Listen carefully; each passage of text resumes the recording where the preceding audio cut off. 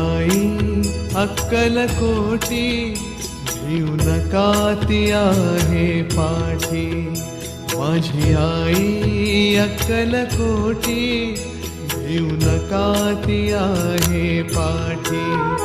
जीव भी भक्तांसाठी, जीव भी भक्तांसाठी तिचे नाम घेऊया ओठी. माझी आई अक्कलकोटी भिऊ नका ती आहे पाठी. माझी आई अक्कलकोटी भिऊ नका ती आहे पाठी.